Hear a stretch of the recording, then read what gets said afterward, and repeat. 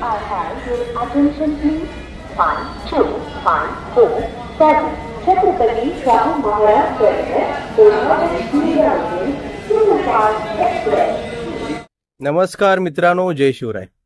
मित्रांनो, मी आज कोल्हापूरवरून दिल्लीला निघालेलो आहे आणि हा प्रवास मी रेल्वेने करणार आहे. मी आता कोल्हापूरच्या रेल्वे स्टेशनवर आलेलो आहे. छत्रपती शाहू महाराज टर्मिनल कोल्हापूरच्या रेल्वे स्टेशनचे नाव आहे आणि आमची रेल्वे आता प्लॅटफॉर्म नंबर 2 वर आलेली आहे. B2 मध्ये आमच्या 2 सीटा आहेत. माझी फॅमिली आणि मुले B2 मध्ये बसलेले आहेत. मी तुम्हाला दाखवतो कोणत्या ट्रेनने आम्ही दिल्लीला निघालेलो आहे. तर मित्रांनो, प्रवासातील सर्व माहिती मी तुम्हाला देणार आहे आणि प्रवास कसा राहील हे देखील मी तुम्हाला दाखवणार आहे. तर चला कोल्हापूरहून दिल्लीला प्रवासाला सुरुवात करूया. कोल्हापूर रेल्वे स्टेशनचे नवीकरणाला सुरुवात झालेली आहे. तुम्ही बघू शकता रेल्वे स्टेशनच्या बाहेर काम चालू आहे. स्टेशनच्या समोर पवनपुत्र हनुमान मंदिर आहे. आता मी मंदिरामध्ये जाऊन बजरंगबलीचे दर्शन घेतो. जय हनुमान ज्ञान गुण सागर, जय कपीश तिहु लोक उजागर, रामदूत अतुलित बलधामा, अंजनी पुत्र पवन सुत नामा. बजरंगबलीचे दर्शन घेऊन मी आता छत्रपती शाहू महाराज टर्मिनलच्या प्लॅटफॉर्म नंबर 2 वर आलेलो आहे. या ठिकाणी कोल्हापूर हजरत निजामुद्दीन सुपरफास्ट एक्सप्रेस लागलेले आहे आणि ही अर्ध्या तासाने कोल्हापूरवरून दिल्लीच्या दिशेने निघणार आहे. रेल्वेच्या B2 कोचमध्ये आमच्या 2 सीटा आहेत. रेल्वे खूप जुनी आहे आणि कोच पण खूप जुना आहे, पण सुविधा ठीकठाक आहेत. ही माझी मुलगी आहे, हा माझा मुलगा आहे आणि या कोचमध्ये आमच्या 2 सीटा आहेत. खालची एक सीट आहे आणि वरची एक सीट आहे.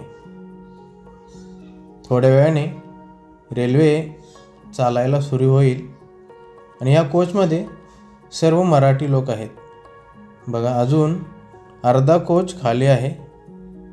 आता रेल्वेने चालायला सुरुवात केलेली आहे. कोल्हापूर रेल्वे स्टेशनवरून ट्रेनने आता प्रवासाला सुरुवात केलेली आहे.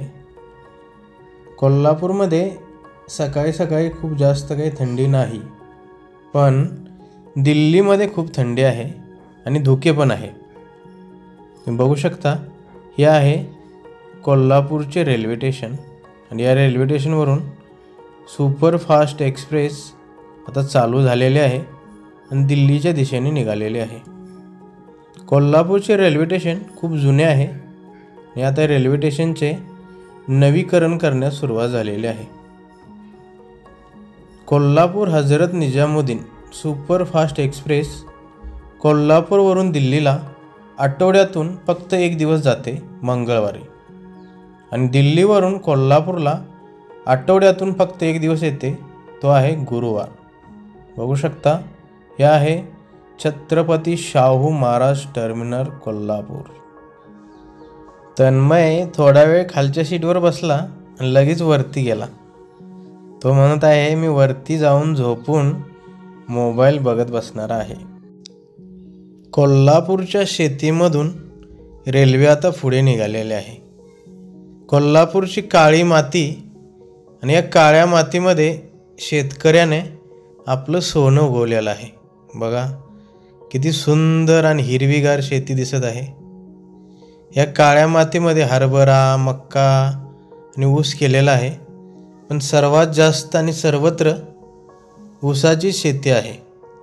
सकाळी सकाळी निसर्ग एकदम गार आणि हवा गार सुटलेली आहे. या ठिकाणी एक शेतकरी आपल्या म्हशी घेऊन ऊस तोडण्यासाठी आलेला आहे. बघा, ही ऊसाची शेती आणि या शेतीमधून रेल्वे जाते तेव्हा खूप छान वाटते आणि शेतीमध्ये घरे पण आहेत. रेल्वे आता सांगलीमधील मिरज जंक्शनवर पोचलेले आहे. हे मिरज जंक्शन खूप मोठे आहे. या ठिकाणी रेल्वे 10 मिनिटं थांबते आणि इथे नवीन पॅसेंजर चढणार आहेत. मिरज जंक्शनवर आल्यानंतर रेल्वेचा B2 कोच पूर्णपणे फुल झालेला आहे आणि या कोचमध्ये चंदीगडचे विद्यार्थी आणि विद्यार्थिनी बसलेले आहेत. बघा, कोच फुल झाला. रेल्वे आता सातारा आणि पुणे यामध्ये आहे आणि या ठिकाणी सर्वत्र काळ्या दगडाने बनलेली सह्याद्री पठारे आहेत आणि या पठारामधून रेल्वे पुढे निघालेली आहे. समोर आहे सुंदर असे काळ्या दगडाने बनलेले पठार. बघा, या निसर्गामधून रेल्वे पुढे निघालेली आहे. किती सुंदर पठारे आहेत. रेल्वे एका सुंदर नदीच्या पुलावरून पुढे निघालेली आहे. दुपारचे 3:30 वाजलेले आहे. 4:10 रेल्वे पुण्यामध्ये पोहोचेल आणि या रेल्वेमध्ये पॅन्ट्रीची सुविधा नसल्यामुळे पुण्यामध्ये गेल्यानंतर रात्रीचे जेवण आम्ही पुण्यामध्येच घेणार आहे. सह्याद्री पर्वताच्या पायथ्यापासून रेल्वे आता पुढे निघालेली आहे आणि या ठिकाणी रेल्वेचे इंजिन आम्हाला दिसत आहे आणि रेल्वे खूप सारे डबे घेऊन पुढे निघालेले आहे. बघा, हा नजारा किती सुंदर आहे. पुणे स्टेशनवर आम्ही पोहोचलेलो आहे आणि समोर भारत गौरव पर्यटन ट्रेन लागलेली आहे. किती सुंदर ट्रेन आहे बघा. आणि या ठिकाणी रेल्वेची 3 इंजिन आहेत. एक हिरवा आहे, एक लाल आहे आणि एक पांढरा आहे. हे तिन्ही इंजिन माल वाहतूक रेल्वेला ओढण्यासाठी कामाला येतात.